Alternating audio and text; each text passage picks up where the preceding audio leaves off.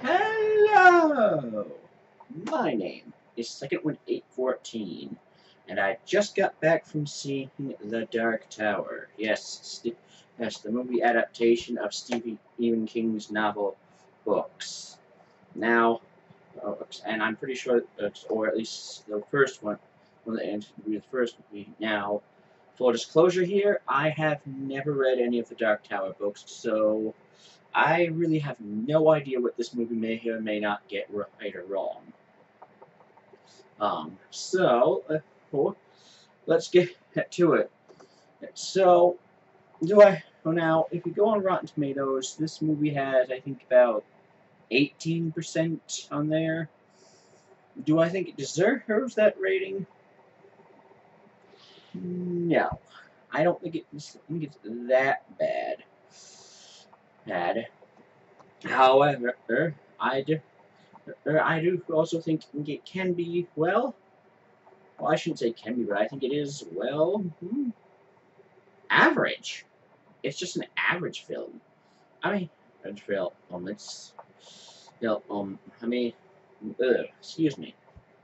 I mean, nothing much happens in this film until at least until the ending.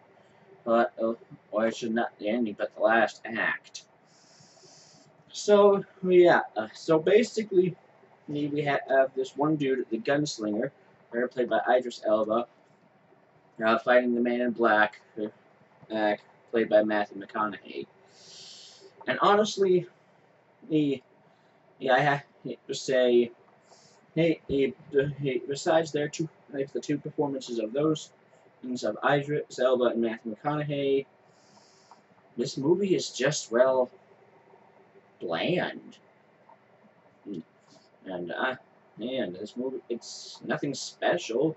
It's not bad or anything. It's not like I was hating it and wanting it to end, but it just wasn't really that special.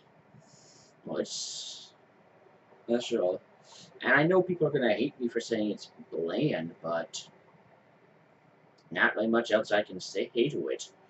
Yeah, other than, well, I mean, and I say that.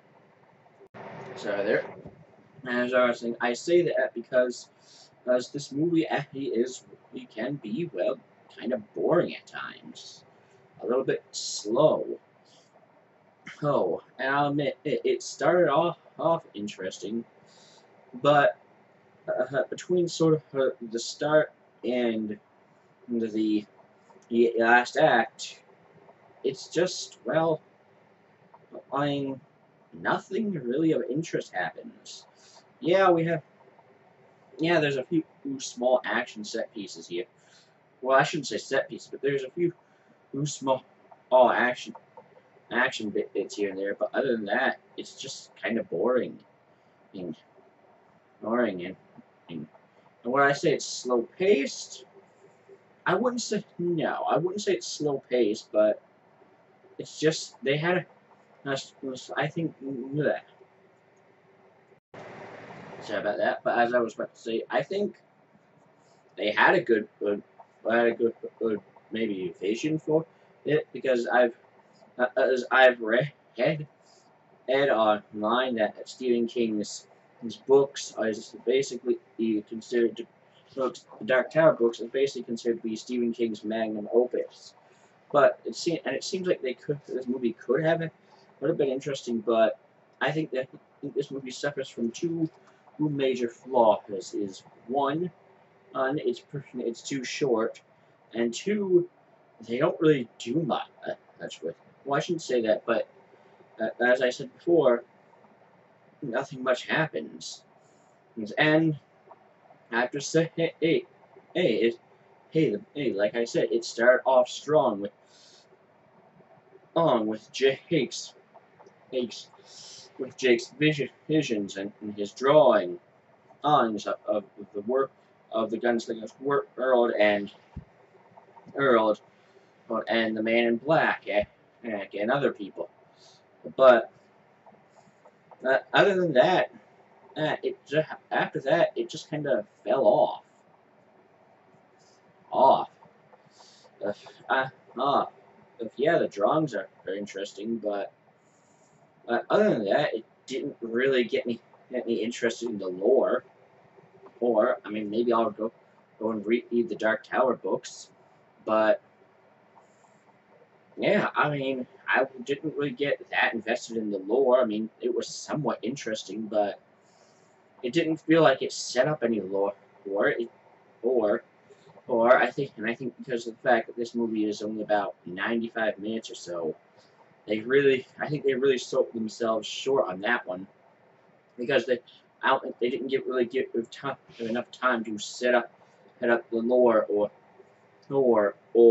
set or try to get us invested enough, or I should say, try hard enough to get the audience invested. At least for me, he basically, I mean, what we see a few things happen that are kind of interesting, like like a monster fight early on in the movie, but other than that, that. Hmm, That not much. I mean, much. A lot of it is that. A lot of it is Jake and Roland. Oh, and wandering around in Roland's world, world basically, world, and basically you take. I mean, sorry about that. But as I was about to say, the majority of the movie takes place in Roland's world, where we basically see the man in black acts base of operations with all his little minions or whatever. And then we get the segments with Roland and Jake. And honestly, they're not impressive. I mean, they're not bad or they're not like silly or corny, but they're just mundane. I mean, yes, it's not like we don't really know anything, but they explain it, but they never really make it, or at least just try to make it interesting. And I think part of that has to do with the shorter runtime.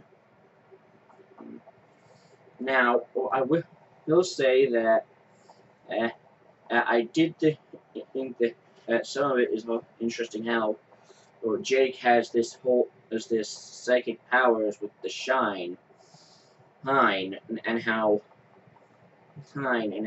the Man in Black and his minions track the Shine, but I don't. Once again, we rarely ever actually see him use it until about the last act. So there's that. I don't think, and I think that probably could have used more or set it up, or at least, or not set up, but more or screen time than just the last act. Let us know exactly what it is. So yeah.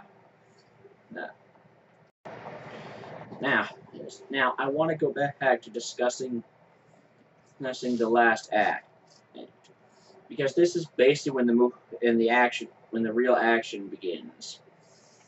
And so basically, in this last act, where they're on Earth, basically the Man in Black successfully kidnaps Jake, and Roland goes to save him. But basically, it's not. What happens here is that basically there's a large action sequence where we see Roland shooting a bunch of people in very nice style, in a pretty damn good shootout scene.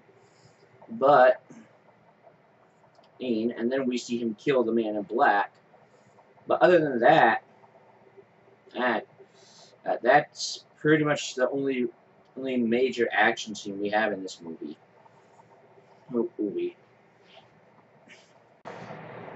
I mean, and we do have some interesting bits.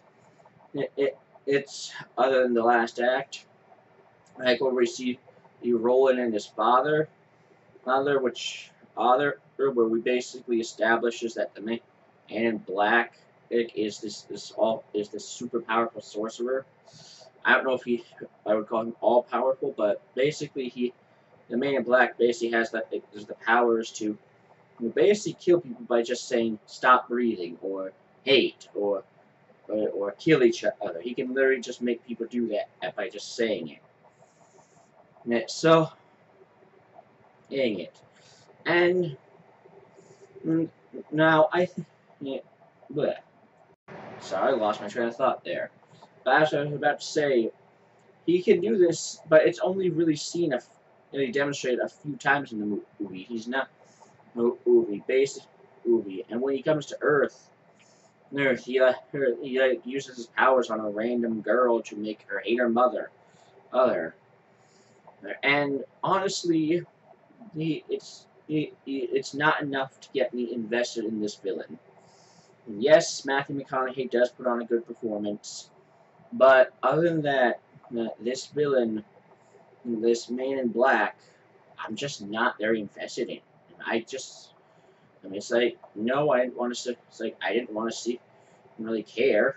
No, yeah, it was nice that you got best that Roland got him, but other than that, I didn't really care for him. I didn't really feel like justice was served. It's like, yeah, he's he's this really powerful sorcerer, and he has a base of minions. Well, not minions, but he has a whole base of staff working and they're basically trying to destroy the Dark Tower.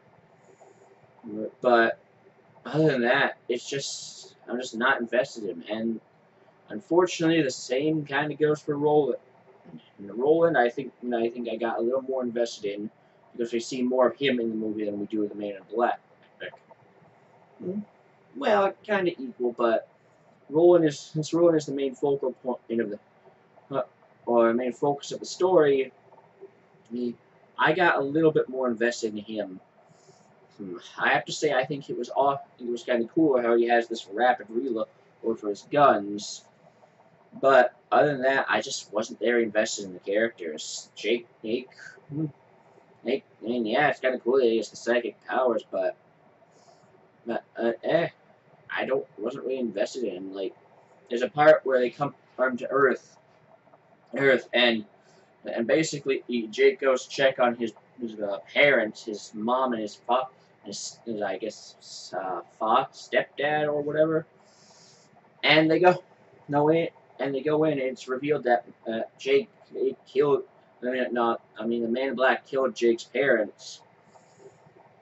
But I mean, yeah, I think the dude. I mean, I think Tom Taylor, the actor who played him, I think he did a good job, but I just didn't really connect. I didn't really feel anything.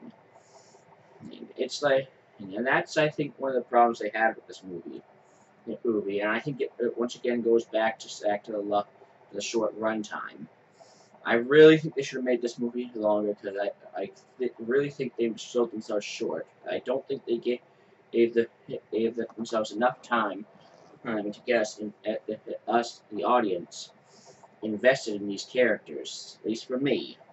Maybe other people are invested, but I just wasn't. Doesn't. So, basically, going back to, I guess, the lore that it sets up for of the movie, and basically this is taken from the books, I guess. It's all about the tower and protecting the tower, because the tower is basically in the center of the universe, and it basically connects all worlds, and it basically holds all worlds together. And if the tower falls, basically all hell is gonna break loose. Essentially, they call it that the darkness will come. Basically from the outside, where outside all manner of horrible creatures will come, to destroy everything. Yeah, that's basically explained, but once again, it's explained in a scene, and I think that, and I mean, yes, it does make it a little more interesting, But I think once again with the short runtime, it's never really mentioned again. Now, yes, I understand that this is the first one, but I do think that if the runtime was longer, this could have been a little more explored. Now, I do want to say a few things. Things that there are. Now, maybe I missed but there were some things in the trailer that I didn't see in the movie. Ela movie. And this is just some minor things, but there are things like there was a few like some like a few minor lines of dialogue. And granted, I might have missed but I remember in the trailer there's this line of dialogue between Jake and Roland where they discussing the Man in Black, and Jake asks that the Man in Black is the devil, and Roland says he's worse. Now, I didn't really see that in the movie, but if it is, please correct me. So, oh yeah. Now, and there are some other things like how Jake is seeing a psychologist for his dreams, or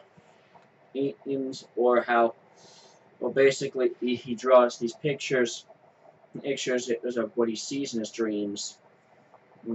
Now, granted, it's revealed later on that it's because Jake has the shine, but the psychologist angle really isn't brought up again. And so, yeah. Now, that's not to say there's a number of storylines that go nowhere in this movie. Yeah, that's not the problem. If they did stick to one main storyline, the problem is, I think, once again, majorly, that even more so than the bland and how bland it can seem sometimes is the runtime. I don't think 95 minutes was enough to get for the lore. I definitely think it needed to be longer to set up this world and get the audience is interested in or invested. Sorry. And so, anyways, it's time for the final verdict. And so, the final rating for the Dark Tower is a 6 out of 10. An average film, not a bad film, but an average film. I would give it a 5, but it does get rather interesting in the last act with the shootout scene. And so, would I recommend to go see it? If you're really curious, or if you're a big Stephen King fan, I'd say go. Other than that, I would give this one a pass. And so, there you have it. The Dark Tower, 6 out of 10. See it if you're curious, or a Stephen King fan. And, well, that about wraps up for this video. My name is Second1814. Thank you so much for watching. Reelwind will always be at your back. See you next time.